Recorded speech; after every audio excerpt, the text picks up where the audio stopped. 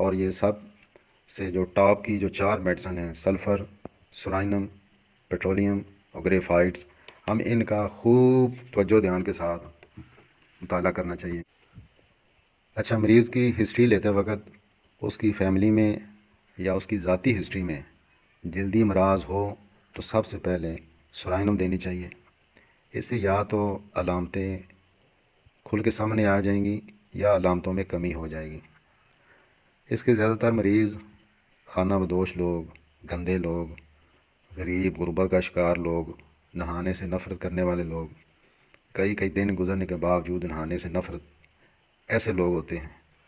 اور ایسے لوگوں کی جو جلد ہوتی ہے وہ موٹی ہوتی ہے، گندی ہوتی ہے، نہانے کے باوجود گندے دکھائی دیتے ہیں۔ اچھا، اس کے علاوہ جو سورا کے مریض ہوتے ہیں وہ ہڈ حرام ہوتے ہیں، کام سے نفرت ہوتی ہے، ہر ایک چیز کا طریق پہلو دیکھتے ہیں، یا نیگیٹو تھاٹس ہوتی ہیں، منفی سوچ، اپنی صحت کے متعلق بہت زیادہ حساس اور مایوس اور نا امید ہوتے ہیں، دوسروں پر تنقید کرنے والے، نقص اور عیب اور کیڑے نکالنے والے۔ اس کے علاوہ علمی بحثوں میں یہ بڑا حصہ لیتے ہیں، اور اپنی صفائی کا ان کو بالکل بھی خیال نہیں ہوتا۔ اس لیے سورا کو جو مریض ہے آپ اس کو گندا فلسفی بھی کہہ سکتے ہیں۔ امیر ہونے کے باوجود غربت کا خوف، ان کی ایک اور بڑی واضح علامتیں ہیں۔ یہ علامتیں ہم سب کو یاد ہونی چاہیے۔ ان کے بال جو ہیں وہ گھنے ہوتے ہیں، سخت ہوتے ہیں، خشک ہوتے ہیں، جنہیں روکھے بال کہتے ہیں۔ ان کے نقش بڑے ہوتے ہیں، ناک بڑا ہوگا، ہونٹ بڑا ہوگا، کوئی کان بڑے ہوں گے، ایسے۔ گردن ان کی موٹی ہوگی، جلد ان کی موٹی ہوگی، ایسے جلد کو ہاتھ لگائیں، چٹکی لیں تو وہ جلد موٹی ہوگی۔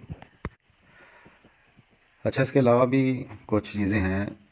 ہومیوپیتھک کی اکثریت یہ جو 3 میازم ہیں، سورا، سفلس، سائکوسس، ان پر اتفاق کرتے ہیں، لیکن چند اس تھیوری سے انکار بھی کرتے ہیں۔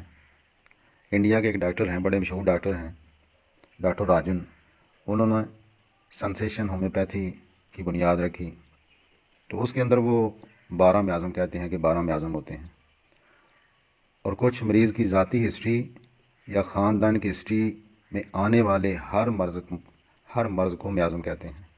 ان کا کہنا ہے مریض کو اگر اس کے میازم کے مطابق میڈیسن دی جائے تو مریض ٹھیک ہو جاتا ہے۔ مثلا ٹائیفائڈ کا جو مریض ہے اس کو ٹائیفائڈینم دینی چاہیے، کینسر کے مریض کو کارسینوسن دینی چاہیے، اور ٹی بی کے مریض کو ٹیوبرکلینم دینی چاہیے، وغیرہ وغیرہ۔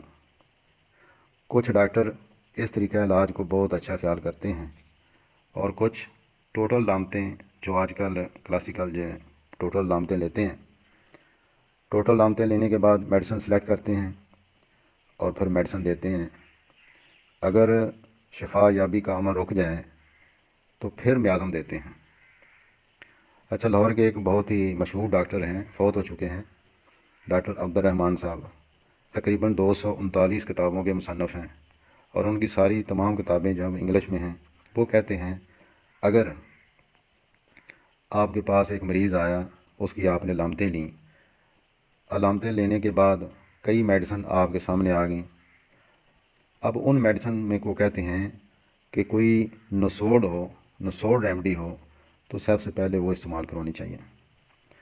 تو یہ ایک چھوٹا سا لیکچر تھا، امید ہے آپ کو پسند آیا ہوگا، کچھ نہ کچھ بات آپ کو سمجھ آ گئی ہوگی۔ اس کو پڑھیں، سمجھیں، سوچیں، میڈیسن جو بتائی ہیں ان کا مطالعہ کریں، ان کی علامتیں میچ کریں، انشاءاللہ امید ہے آپ کو پسند آیا ہوگا۔ السلام علیکم ورحمۃ اللہ وبرکاتہ۔